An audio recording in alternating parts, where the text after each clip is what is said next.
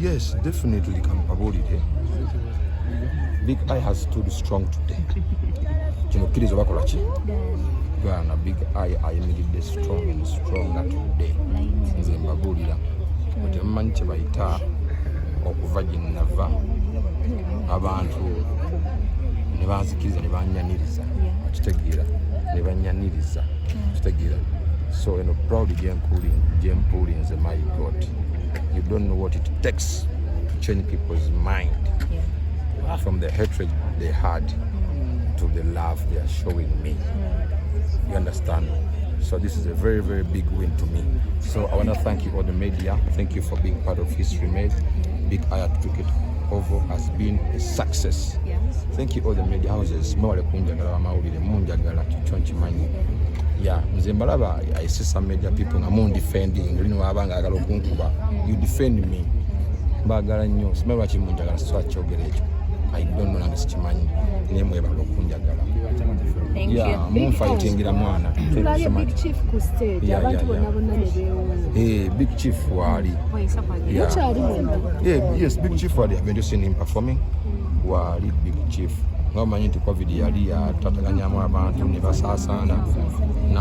is around. So media Take a kitala sweet. So can you do it now? Can you have that background? Remember It's okay. international show. Because I want to have it back. Are you sure? I want to be speaking English and I'll translate for you in English. Yes. In Uganda. So let's first have the English version and then after the Uganda version, okay? Let's first have the English version first. So who's going to do that in English? Manitebulu wa luzungu wano. Omanyi mumaga asimanyi luzungu wana mawulire kati mulumbuuze.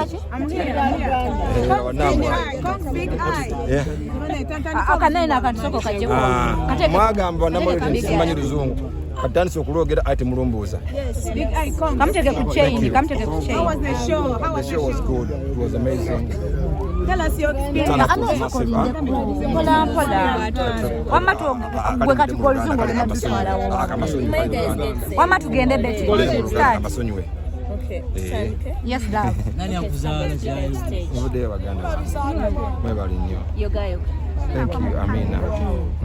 Concert ojikoze what can you say about attendance? The attendance was nice, was good. Okay.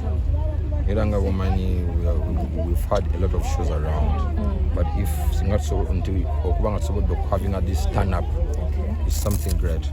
You know, in Kampala mbadem shows is sukamutano in one day. Yeah. So to pull up such a crowd is not something easy. Yeah. It means Big Eye is very, very strong. Yeah. Yeah, man. So Singapore other concert would have been a very big show. It is a big show. This is a very More big than show. this. It is already a big show. Right from the start to the end. What do you call a big show? This is a big show. Yeah. Bampadde embuzi, bampadde sekoko, bampadde ebintu, bampadde ne ssente man. Abagizi bakabi nnyo nnyo. Okay. Principal. Wakabi bannange Mr. President wale kujja. Azze mu mulabye. Sanyuse nnyo. Twali ndongo gye nkubyawo. Aya amaanyi ozamanyi nga jjeewa.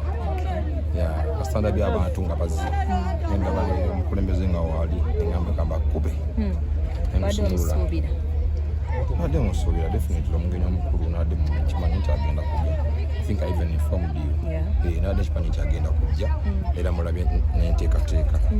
Yeah, so his attendance was expected and resolved. Okay. Yeah. Okuva Big Eye omukadde ne Big Eye wakakatyali owamanyi g'abantu. Yeah, man. Principal because abantu bano bakubeereddewo oyinza beebaza otya. Mbeebaza abantu kuba kati kankubuulire omuntu nenanga tana kujajinga Big Eye right now. You gotta look at Big Eye of the past 3 years ago. Kitegedde the situation Big Eye was in. If Big Eye can put up a concert at Cricket Oval right now, it means something different, and I thank God for that because there was a situation when I couldn't even stand up such a concert in such a big place. So yeah, thank God for that.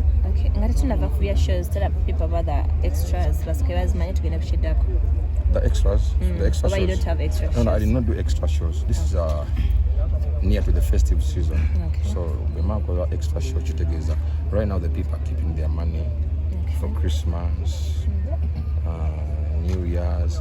So Sako is the extras because of that, because we are only having 3 weeks to the festive days. So yeah, Nemba Gapo to prepare themselves for the festive season. Maybe you may be having some losses. Because they don't know.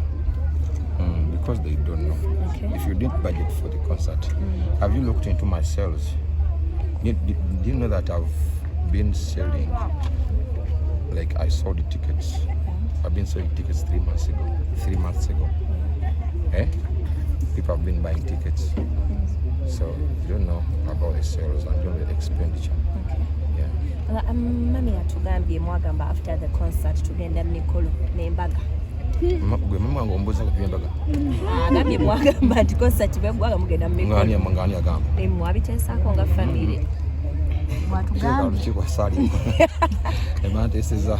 Yagambye baba mweno concert. Kyogamba nti nakubasinga paka.